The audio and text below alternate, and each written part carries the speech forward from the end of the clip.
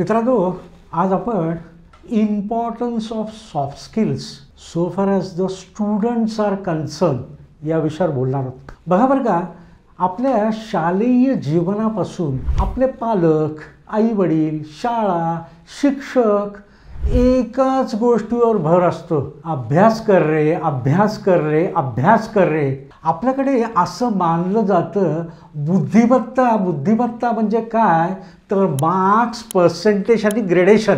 आजकाल तर आईवडील म्हणतात माझ्या मुलाला कमीत कमी 90% वर मार्क मिळायला पाहिजे. काय गंमत आहे ना. पण पुढे जाऊन जर आपण पाहिलं तर खरोखर हे शाळेतले मार्क आयुष्याला आपल्याला यशस्वी बनवतात का? जी काही आपल्याला डिग्री मिळते, जी काही सर्टिफिकेट मिळतं ते आयुष्यात कितपत व्हॅल्युएबल असतं? खरंच मोठे मोठे प्रश्न आहेत बरं का.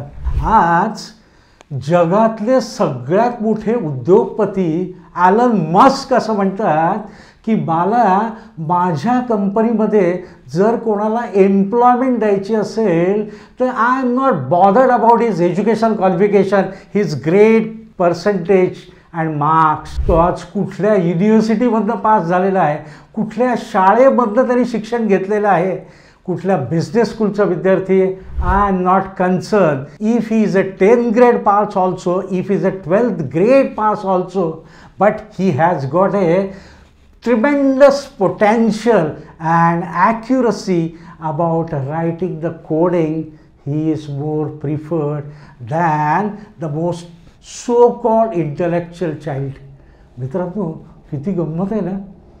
आज या सॉफ्ट स्किल्सला केवढं महत्त्व आहे बघा. आणि आज या सॉफ्ट स्किलच्या बेसिसवरच आपण आयुष्यात खऱ्या अर्थाने यशस्वी होऊ शकतो.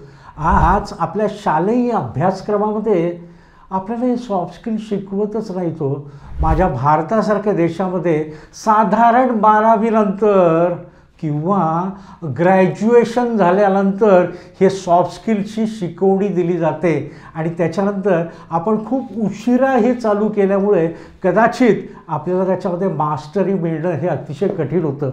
बघा बरं का, आज मला एका नोकरीकरता इंटरव्ह्यूला जायचं आहे. माझ्याकडे माझे सगळं certification, marks, percentage, everything is in order.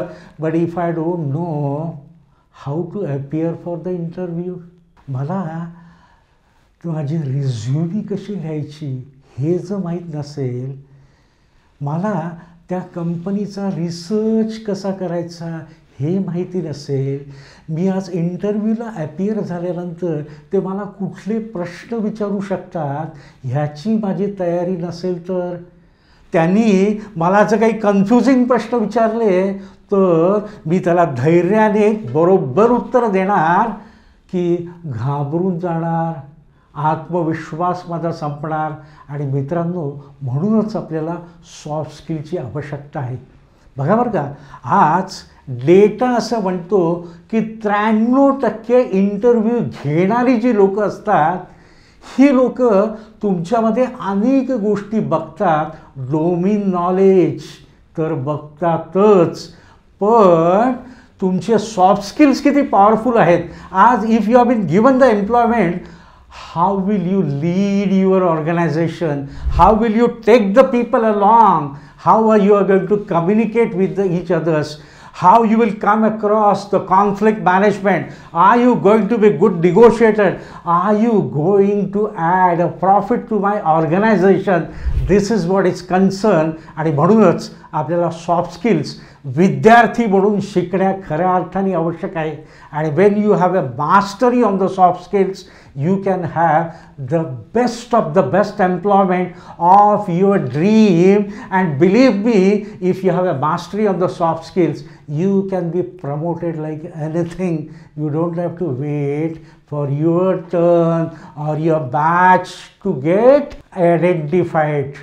मित्रांनो, या सॉफ्ट स्किल्सवर तुम्ही जास्तीत जास्त कॉन्सन्ट्रेट करा and make the use of your fullest potential. Wish you all the best.